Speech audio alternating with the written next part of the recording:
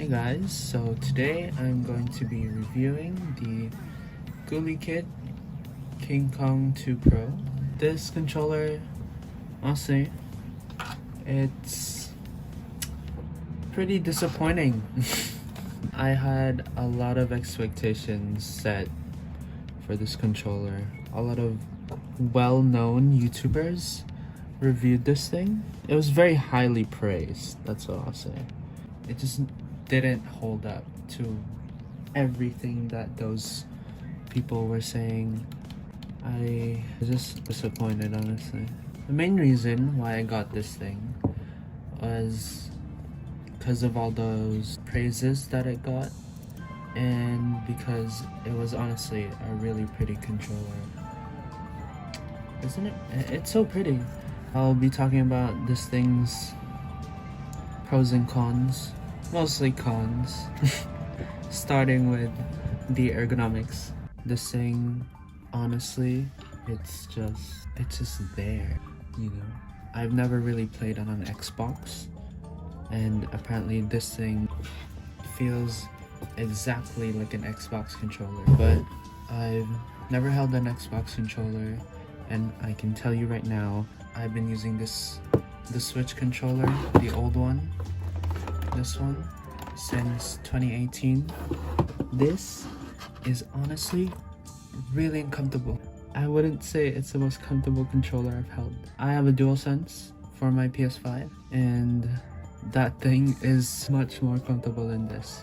My only gripe, and why I'm saying it's uncomfortable, is because you hold your controller like this, right? And if you, let's say, if you were playing Splatoon, you would hold your controller like this, yes, to go sprint form.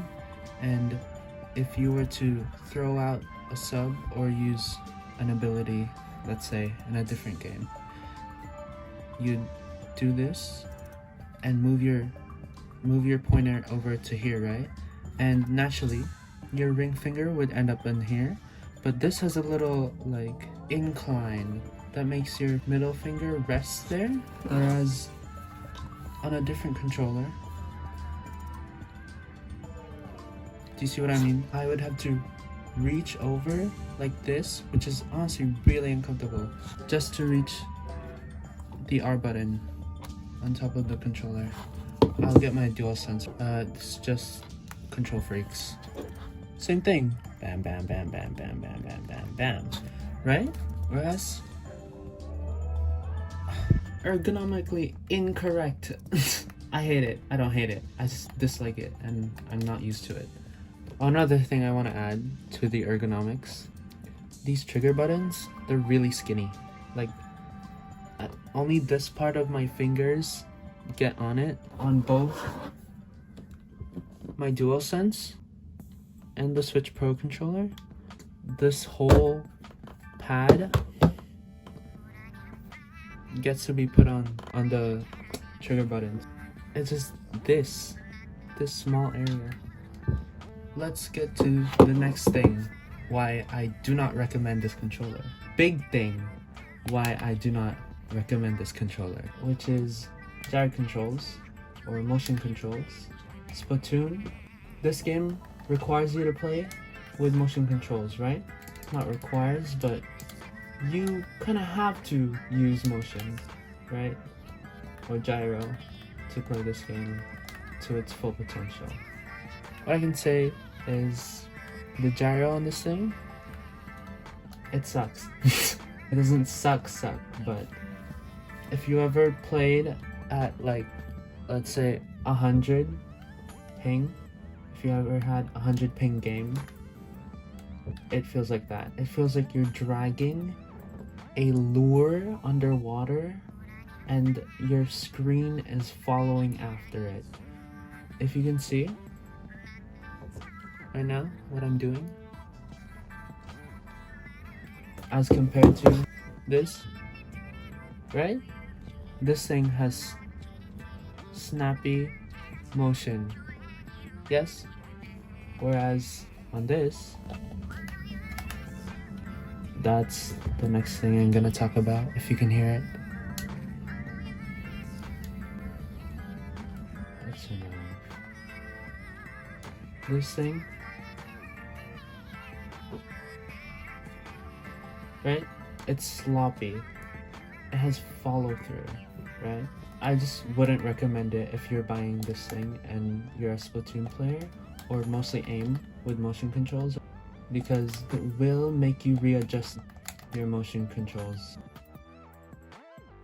And I know you can change it on the app thing, but as a student, I don't have a Windows computer, and this thing requires you to have a Windows computer to download the firmware.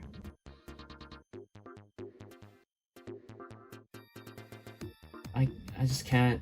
There's so much that you need to make this thing like even on par with this, right? And honestly, its only marketing gimmick is that it has Hall effect like joysticks and that it won't drift. Okay, let's talk about the next thing, why I would not recommend this thing if you want to play a shooter game, Splatoon or Overwatch. So right now I have the lowest setting on for my vibration, and as you can see on the screen, I'm moving still, I'm staying still, I'm staying still, I'm staying still. If you can see it, I am swimming still. The vibration motors, and it's turned all the way down, by the way. This is the lowest setting possible without turning it off. You can see it vibrating on my hand. I'm just swimming. The vibration, like, it messes up your aim, which is like unbelievable, dude. Can you believe that? Look, I'm swimming and it's shaking the camera because it has motion controls on, and the vibration motors are too wild on this thing. So if you do want to play a shooter game, you're gonna have to turn the vibration off, right? Just to play your game normally. And dude, I want to feel my video game, dude. There's like no response. You can see why this would like mess up your aim, right? Because you're shaking, the camera's shaking, the whole screen is shaking. It's not meant to shake like that. If I get on my first party controller, it does not shake. It does not shake if you're swimming through the ink. Well, it does rumble, but does not shake that much,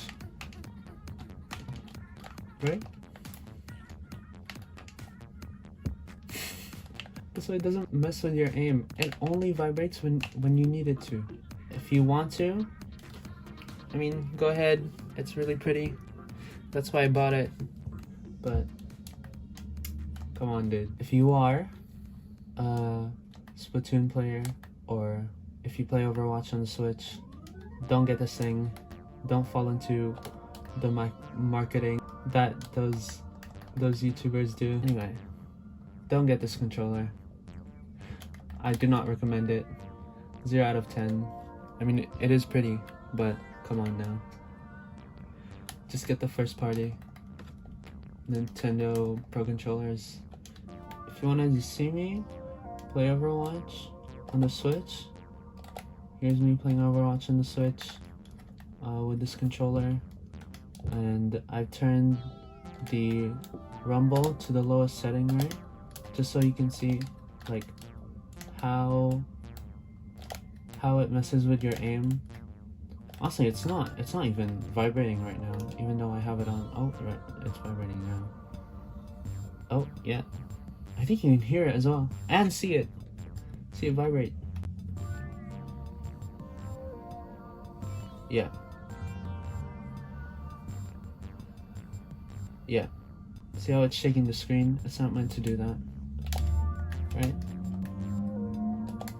Even though it's meant to have vibrations, it's not meant to be like that intense, right? Usually I hit these shots, but I guess not on this controller. But I'll show what I mean by it's not meant to vibrate like that. I'll show you again. Look how stable it is.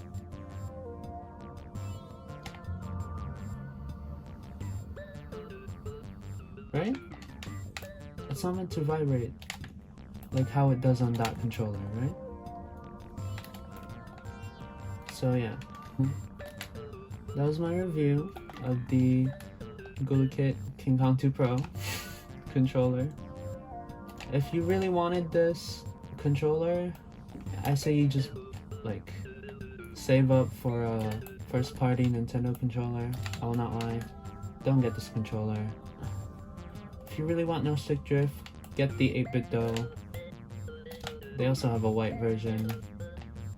I don't know why I didn't get that one. I think it's because I wanted to try like an Xbox layout for a long time. Yeah, just get that instead, you know? Or a first party Nintendo controller. Save up for that one, because this is really not worth it. I will not lie to you. Anyway, yeah, that's it. Goodbye.